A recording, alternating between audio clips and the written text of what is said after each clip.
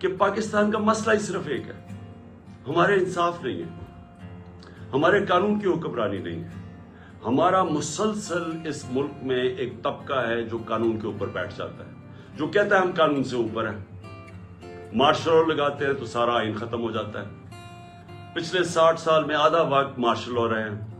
اس کے بعد جب یہ دونوں آئے، یہ دو خاندان آئے، انہوں نے جب لوٹنا شروع کیا تو انہوں نے ایک چیز کہی کہ سب کو پکڑ لو لیکن ہمیں نہ پکڑو کیونکہ ہم قانون کے اوپر ہیں.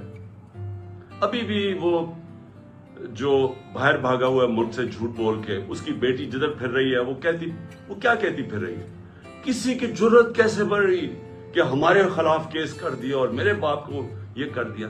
وہ یہ نہیں کہتی کہ کیا اس نے قانون توڑا یا نہیں. وہ یہ نہیں بتاتی کہ اربوں روپے کی پراپرٹیز باہر جو اس لندن میں ان کے پاس ہے، ان کے بیٹوں کے پاس ہیں، وہ پیسہ آیا کدھر سے، اس کی بات نہیں کرتی.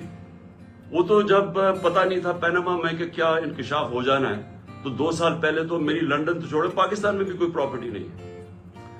کبھی یہ بات نہیں کرتے کہ ان کا کیا انہوں نے اس ملک سے ناجائز طریقے سے منی لانڈرنگ کر کے پیسہ باہر بھیجا، اس کے اوپر بات نہیں کرتے. سو وہ کیوں نہیں کرتے؟ کیونکہ یہاں عادت پڑ گئی ہے پچھلے 60 سال میں کہ اگر میں طاقتور ہوں تو میں قانون کے اوپر ہوں، مجھے کسی کی ضرورت ہے پکڑنے کی. تو اسی لیے میں نے اپنی پارٹی بنائی تھی. آج سے جس طرح میں نے کہا اب تقریباً 25 اپریل کو 27 سال ہو جائے گے.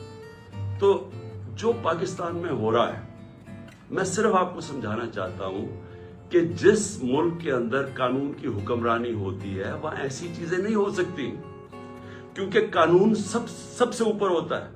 کوئی قانون نہیں توڑ سکتا.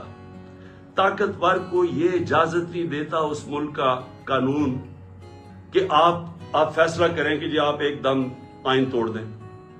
کسی بھی اس ملک جدھر آج خوشحالی ہے، جدھر ہمارے لوگ مر کے ویزے لے کے یا کوشش کر کے پیسہ خرچ کر کے باہر جاتے ہیں، وہ کیوں جاتے ہیں؟ کیونکہ وہ خوشحال ملک ہے. وہ خوشحال اس لیے ہے کہ وہاں انصاف ہے، وہ قانون کی حکمرانی ہے.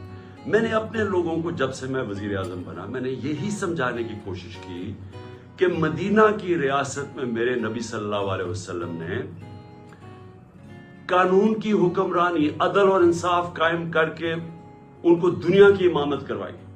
جو بنیاد رکھی تھی ریاست کی وہ عدل اور انصاف پہ رکھی تھی. غربت تھی، پیسہ نہیں تھا، برے حالات تھے، مہاجر آئے ہوئے تھے جن کے پاس سب کچھ چھوڑ کے آ گئے تھے. ادھر اس معاشرے کے اندر انہوں نے سب سے پہلے قانون انصاف قائم کیا اور بعد میں خوشحالی آئی اور بعد میں وہ ایک عظیم قوم بنے. تو جو قانون کی حکمرانی ہے یا جو انصاف ہے وہ کرتا کیا ہے؟ وہ انسان کو آزاد کر دیتا ہے اور آزاد انسان کی پرواز اوپر ہوتی ہے. تو یہ یاد رکھیں کہ جو حقیقی آزادی ہے، ایک تو انگریزوں سے ہم نے آزادی لی. ابھی 23 مارچ گزرا ہے کل. 23 مارچ میں کیا ہوا کہ بہت بڑا ایک خواب، ایک ریزولوشن پاس ہوئی یہی مینار پاکستان میں، جس کو پہلے منٹو پارک کہتے تھے، کہ ہم نے ایک مسلمانوں کے لیے ایک ایسی ریاست بنانی ہے جو ان اصولوں کے اوپر کھڑی ہوگی جس کے اوپر پہلی مسلمانوں کی ریاست مدینہ میں قائم کی گئی تھی. اور سب سے پہلے جو قائد اعظم ہمارے لیڈر تھے وہ سب سے بڑے کانسٹیٹیوشنسٹ تھے، وکیل تھے، قانون کی بات کرتے تھے. تو آج میں صرف آپ کو بتانا چاہتا ہوں کہ جو پاکستان میں ہو رہا ہے، ہمارے سارے مسئلے اس لیے ہیں کہ طاقتور اس ملک کے قانون کو نہیں مانتا.